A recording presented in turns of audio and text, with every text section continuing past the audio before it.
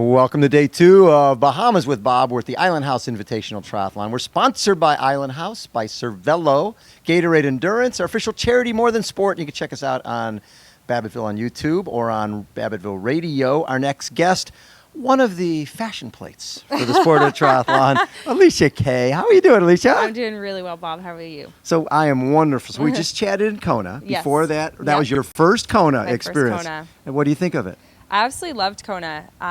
It's such an iconic race. I've been watching it my whole life, following the event. Yeah. And it was really sort of surreal to be, I think it really hit me running down Elite E Drive and just all the spectators and all the support. And I wish that run course just went 2 loops on Elite E Drive because I was in heaven there. Yeah. Just All really the people. all the people and just absorbing all their positive energy, and it was a pretty special race for sure. You're one of those people who this is sport it's entertainment to a certain degree, right? Yeah. You're out there to perform, right? Yeah. And you like performing in front of who doesn't want an audience? Yeah, absolutely. I absolutely love to perform in front of people, and there are tons of people in Kona just watching and observing, and I was one of those people in 2015, so Yes. it was really fun to kind of be on the race course, and as a professional, it's really special to kind of get to go first and Yes. warm it up for the age group athletes, and I will definitely make it my goal to get back there again next year and do a lot better than I did this year. What did you learn from watching it the year before? The year before, what I learned was that it is really, really hard. Like, I always knew Kona was hard, but Yeah. watching, I have some of women I really look up to in the sport, and Jodie Swallow and Mary Yes. Beth Ellis, I really identify with their toughness. I think that I'm really similar to them, and when I saw them both struggle the year before, I was thinking, wow, that's how hard this is. That's how hard Kona is. Like, if it can make Jodie Swallow quit, Yes. that's probably one of the hardest races in the entire world. The conditions are just insane, and it brings the best and toughest athletes to their knees, and that's what I wanted to be a part of. Yeah. So speaking of bringing it to your knees, Jared, Yes. your husband Jared, is doing his first Ironman, Cozumel. Is it Cozumel? Yes. And that's coming up in just a few weeks. It is, yeah. It's going to be over American Thanksgiving, and I'm really looking forward to supporting him, and he's done a lot for me this season. Yes. to be in that Sherpa role, as I call it.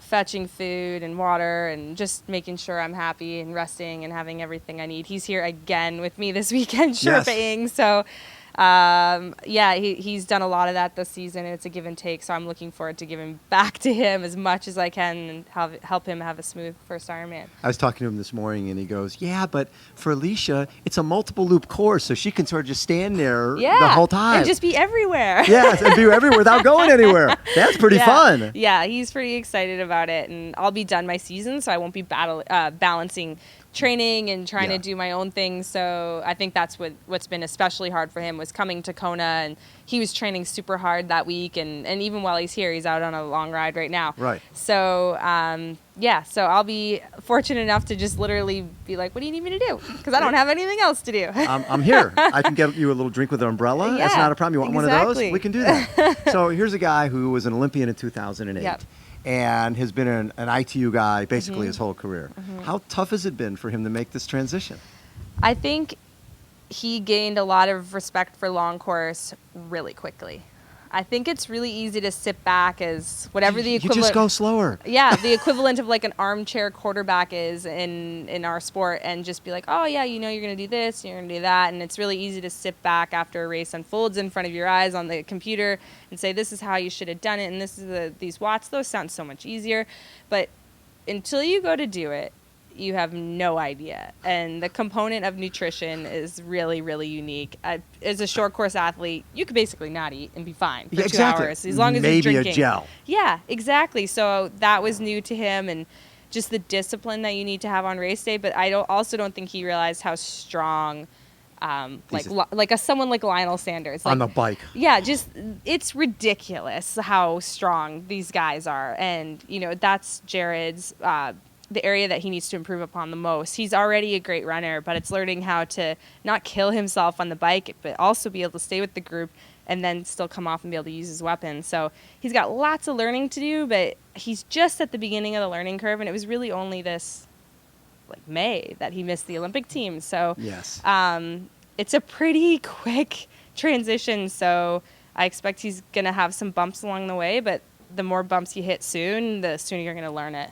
How tough is it as a couple where Yeah. one of you is doing well, right? Yeah. You're having some good success. You Yeah. transition Yep. for, to longer distance. Yeah. Jared breaks his collarbone and, Yes. doesn't make the Olympic team. And, Yeah. hey, but I had a great race. It's like, Yeah. how do you sort of balance? And then obviously back in the day, Jared's having success and Right. maybe you're injured. Yep. Yeah, we literally have had that exact pattern happen. Early in our relationship, Jared was very much supporting me. Yes. The first, I'd say, 4 or 5 years of our marriage, I was not making enough for the IRS to call what I did a living. you were sort of a hobbyist. It was a hobby, yeah.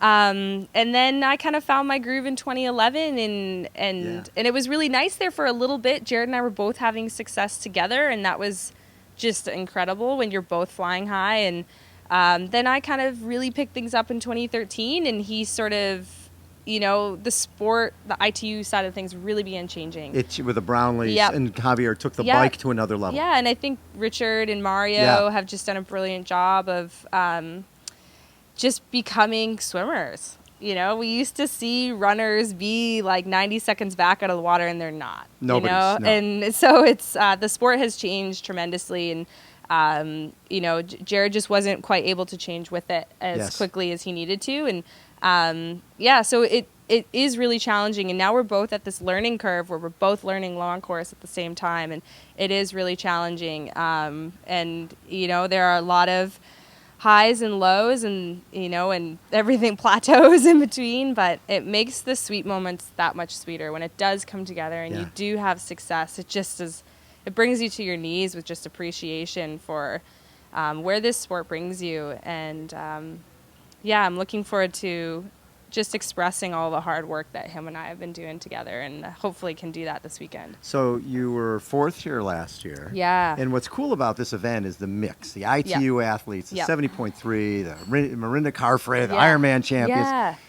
I'm guessing you like that you're mixing it up with the best Definitely. girls in the world. Definitely. I think this format is sort of the perfect marriage between my short course experience, which really wasn't that long ago. I was still racing short course in 2014. And, and I've got that long course experience under my belt now. And I think what's going to make this weekend so interesting is exactly what you just said. We've got like almost all the world champions here except Riff. So it's, it's going to be really exciting. I think Holly Lawrence is going to bring a really tremendous, I think anyone that says she's a dark horse hasn't been following Holly's career this year. She is like at the very tippy top of the peak, and she is, I think, really motivated and just really, I think she's going to surprise people this weekend. If the ITU girls don't know who she is, they're in for a rude awakening. They'll find out. They'll find out on day one. Right.